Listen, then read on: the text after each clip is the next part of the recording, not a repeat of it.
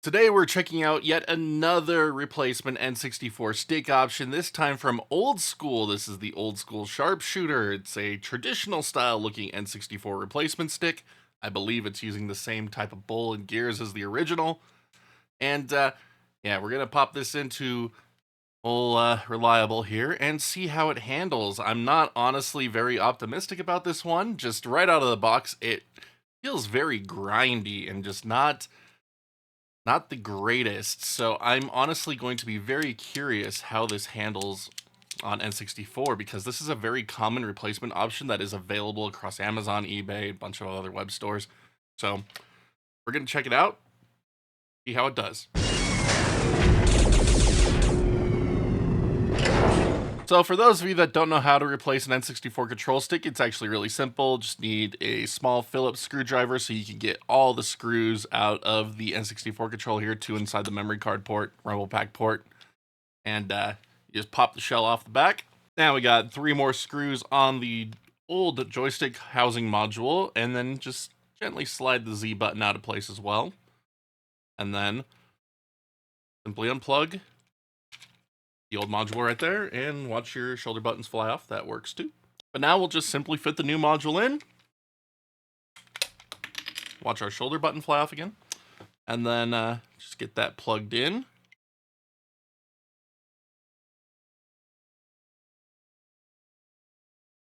Just like so. And then simply slide the Z button back in.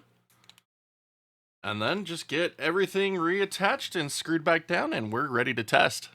All right, so time for our first set of synthetic benchmarks here. So we're going to check out the Old Skool Sharpshooter here. So we're going to start with a return to center test.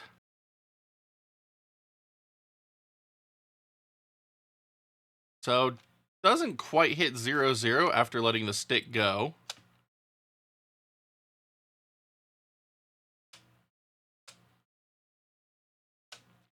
So that's unfortunate. But anyway, let's go ahead and check the ranges. So we want to see roughly 80 to 88 on this. And this is very interesting. So you can make the stick go way past its initial housing by pushing up on it more. So as you can see, like we hit 80 about here, but there's still some give on the stick, and that pushes it up to 93, which is not what we want to see, but 93 is still within acceptable-ish margins if you don't mind oversensitivity to a slight degree. So X, same deal. Like you could just kind of push this past its housing. Like pretty good on initial impact with the housing, but I mean, in the heat of gameplay, you're going to be pushing this a lot further, and that's going to push it to that 90 range. Ooh, that's up to almost 100. That's not good. Down is just hitting 90. Ooh, that's no good. Okay, so that's already hitting 95 to begin with, and then that goes well beyond 100, and that's where games will start cutting off analog range. So this will have issues in things like Toy Story 2, Buck Bumble. And then the right side here, we are under value. And then if we go past the initial housing, then it gives us over. But yeah, that's not the best. Very, very unfortunate. Anyway, gonna turn on the little polling test here. So it is not reading the slight movements very well. It's very jumpy. You can see that that is less than ideal.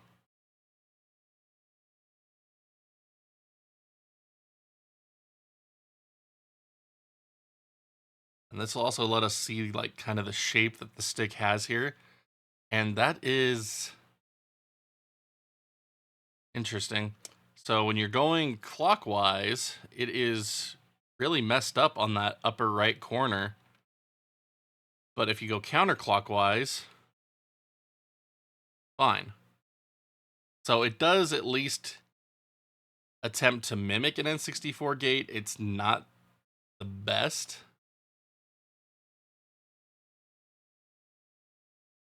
But yeah, kind of jumps all over the place, so that could lead to some issues in games.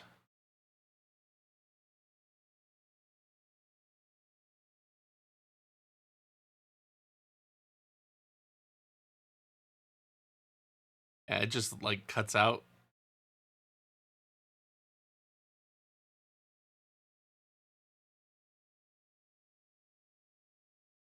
And again, the whole thing is super grindy to begin with, too. How curious. Anyway, do this nonsensical analog benchmark here.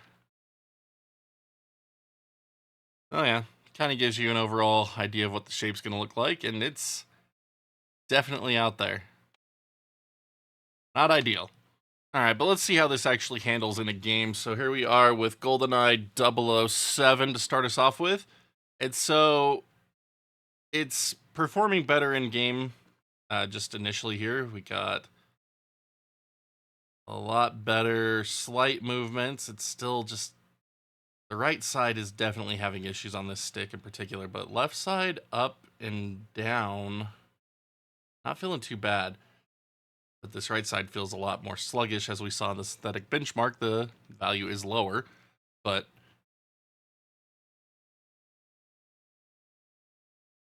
initial movement, not too bad. We'll check this again in Super Mario 64 to confirm dead zones, but it definitely feels acceptable and pretty good. But anyway, up, down, left, right. You can see right is definitely a lot more sluggish. But we are able to do our diagonal spin test in GoldenEye. It's looking pretty accurate. Nice, that's nice. Until we get to, oh, down right is okay. Up right is definitely having a bit more trouble. So yeah, upright is a little more trouble, but it's not completely deal breaking. Oh yeah, not the worst stick I've ever used,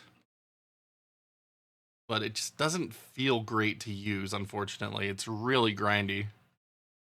But now let's go ahead and check those dead zones here with Super Mario 64. So we are able to spin in place for the most part. So it looks like we have some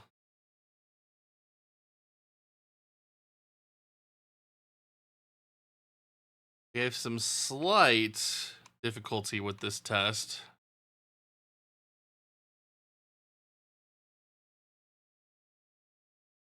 But it is overall doable. So that's a plus.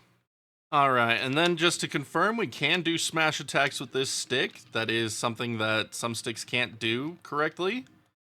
So we are able to pull them off here. Up, down, left, right. Yep, so that does all work as intended. And let's just jump off a cliff. That works too. Beautiful. Expert gameplay here that you expect from this channel. Absolutely beautiful. Okay, but now let's go ahead and make sure that those oversensitive ranges aren't going to be problematic in games like Toy Story 2 and Buck Bumble. So again, once you start getting over ranges of 100, you run the risk of them starting to cut out in games like Toy Story 2 and Buck Bumble. So the only two that I recall being problematic, it's been a while since I've actually looked into it, but so thankfully it does not look like we're running into any of those issues here. Like, we are able to aim every direction, and it looks like the ranges are not going to be an issue here, so that's good to see. Yeah, so this is not causing any issues. So even when we push it all the way over to the point where it's hitting those 90s all the way up. Oh, wait, nope, there we go. There we go. Okay, so if we do push down too hard for our up input, it will cut out. So there we go. We do need to be aware of that. You are playing a little too rough, those 100 values will kick in and just cut off your movement. So just saw that in action. So yes, that is something to be aware of. You are able to keep it just to the normal housing limits.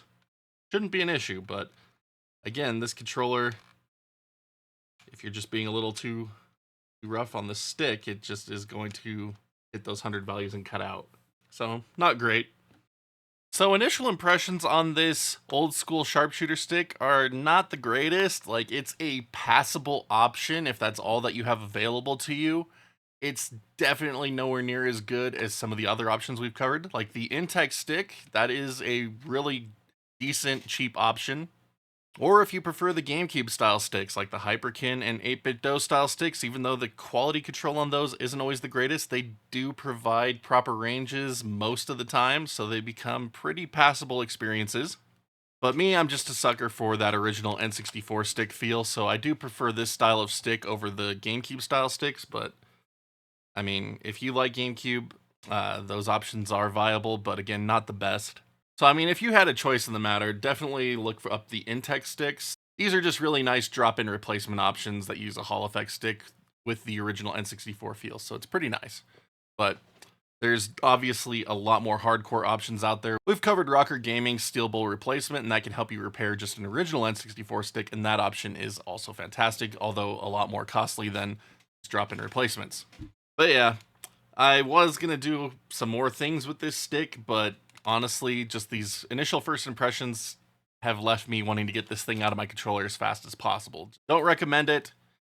If you only have this as an option, it works in a pinch, I guess, but it's just, it's so grindy. Like, it does not feel good to use to me. Like, it's not great. So, we're just going to make this a shorter N64 stick video this time around. I apologize for that, but it's really not worth wasting our time on this thing, so we're just going to move on to something else in the future. But thank you for watching me ramble about the old school sharpshooter stick here. Again, don't waste your money on this one. It's not really worthwhile. I'll have some other replacement options linked below that might be more interesting to you that are far better than this one, so definitely check those out.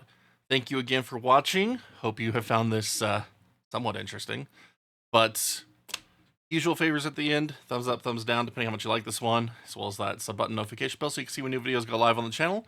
And if you'd like to help support the channel so we can check out more N64 stick replacement options, please be sure to hit that join button here on YouTube or the Patreon link in the bottom right hand corner of the screen. Every little bit helps and keeps us going, so thank you again to all of our backers. You're incredible people. Couldn't do it without you.